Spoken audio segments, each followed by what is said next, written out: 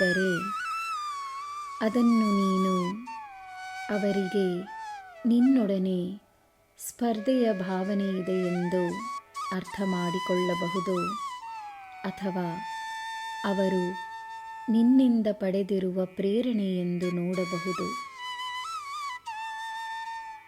ಒಳ್ಳೆಯದನ್ನು ನೋಡಿ ತನ್ನಲ್ಲಿ ಕೀಳು ಭಾವನೆಯನ್ನು ಹುಟ್ಟಿಸಿಕೊಳ್ಳುವವರು ಎಂದೂ ಕಲಿಯಲು ಸಾಧ್ಯವಿಲ್ಲ. ಆದರೆ ಪ್ರೇರಿತರಾಗುವವರಿಗೆ ನೀನು ಅವರ ಗುರುವಾಗುವೆ. ಯಾವ ರೀತಿಯಲ್ಲಿ ಯಾರ ಜೀವನದಲ್ಲಿ ನೀನು ಗುರುವಿನ ಸ್ಥಾನವನ್ನು ಪಡೆಯುವೆ ಎಂಬುದು ನಿನಗೆ ತಿಳಿಯದಿರಬಹುದು. ಸದಾ ಪ್ರೇರಣೆಯಾಗಿರು. ಜನರು ನಿನ್ನ ಹಾಗೆಯೇ ಇರಬೇಕೆಂದು ಬಯಸುವುದನ್ನು ಕಂಡು ನಿನ್ನ ಮನಸ್ಸಿನಲ್ಲಿ ಪ್ರಸನ್ನತೆ ಮಾತ್ರವೇ ಇರಲಿ.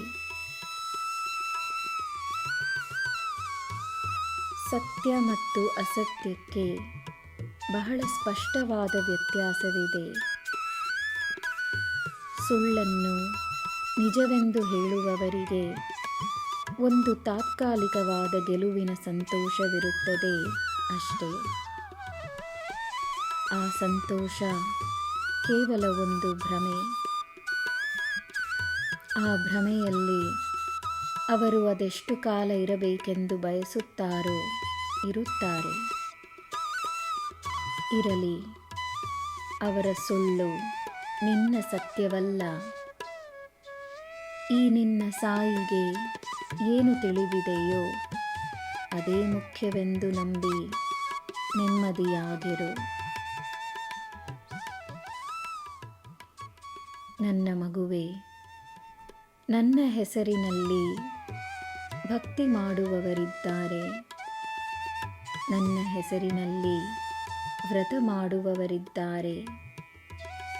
ನನ್ನ ಹೆಸರಿನಲ್ಲಿ ದಾನ ಮಾಡುವವರಿದ್ದಾರೆ. ನನ್ನ ಹೆಸರಿನಲ್ಲಿ ಪ್ರೇರಣೆ ನೀಡುವವರಿದ್ದಾರೆ.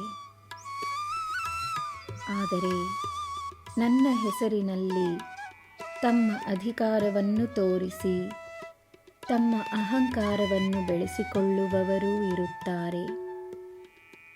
ಅವರನ್ನು ನಾನು ನೋಡಿಕೊಳ್ಳುತ್ತೇನೆ. ನನಗೆ ಎಲ್ಲರೂ ನನ್ನ ಮಕ್ಕಳೇ. ಕಲಿಸುವುದೇ ಈ ಗುರುವಿನ ಕರ್ತವ್ಯ. ನಿನಗೆ ನಾನಿದ್ದೇನೆ. ನಿನಗೆ ಎಲ್ಲ ಶುಭವೇ. ಜೈ ಸಾಯಿರಾಮ್.